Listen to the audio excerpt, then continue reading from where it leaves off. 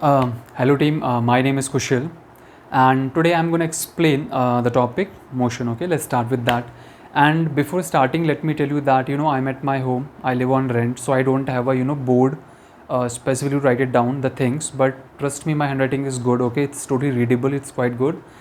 So I'm going to explain the topic motion now. So suppose I ask you what is motion. What do you mean by the term motion? So you may be saying that something that moves. Okay, we'll say that is in motion. But that's a general you can say understanding of this topic motion, that is movement. Okay, something which is moving. But if we have to define that in terms of the physics, okay, we have to build up the basics. So I'm going to do that. I'm going to explain from the basics what is the term motion. So the thing happens is that let me read let me see the definition of the motion first of all. So I can say that anything that is changing the position with respect to time and with respect to observer. Okay, it's very important term. Okay, term with respect to time and with respect to observer, that's our motion. So why we are adding this with respect to time and with respect to observer, it's very important. See, as the time is passing by, we move, we don't move, time will always pass by. Okay, we know this thing. But with respect to observer, it's important. Why is that? Because there has to be someone to tell that yes, this person has moved, this person has changed position. Okay, suppose we are cousins, like elder brother, younger brother. Okay, so if younger brother is out, elder brother is inside the room studying, and or maybe he's doing he's playing a video game on the mobile phone. So if there is no one in the room, nobody can tell what he has done, isn't it?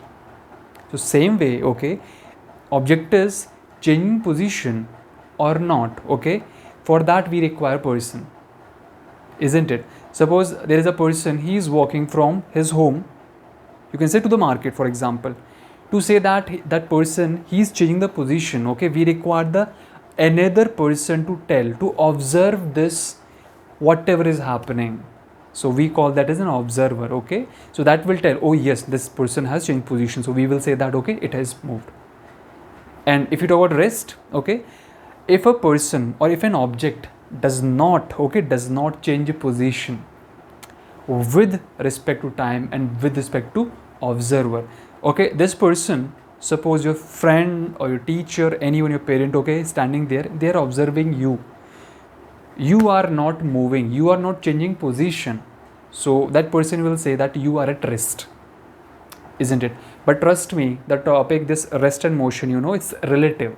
Suppose I ask you that you are sitting in this building, or you are sitting at your home. So I ask you this thing, is your house moving? Is this building moving? What you will say? Okay, so if you know physics, you will answer that question. But if you have less idea, you will be saying that it is not moving. But let me tell you that your house, your building, it is also moving. How? Ask the astronaut, isn't it? Okay, that person who's there in the International Space Station. Okay, for them, Earth is moving. Anyone who is in the space, Earth is rotating, Earth is changing position, it is revolving around the sun. So since everything that we have, like our house, hospitals, buildings, everything, roads which seem stationary, they are on the earth, earth is moving, they are also moving. For that we require an observer. If we become the observer, of course house it is at rest. But for that astronaut, earth is moving, everything is moving on the earth. For that astronaut, earth is in motion, our house is in motion. Because of that thing, now we require the observer. So what is motion? If an object changes position with respect to time and observer, we will say that a motion has been done. What is rest? If the object does not change position with time with respect to observer, we will say that object is at rest. Simple thing. But yeah, if you are moving from you are going from your home to school, you do that every day, isn't it? Maybe summer vacations are going on, so you won't be going there, but you may be going to playground or to market. So how far is the market? How much time you're taking to reach the market or your school? How fast you are moving? So these are the things that we're going to study in this chapter. I'm hoping I'm clear now. So let's start with the basic thing, that is distance. You have studied that thing, previously as well in your, junior classes, by the way. So if anyone can tell me what do you mean by the term distance?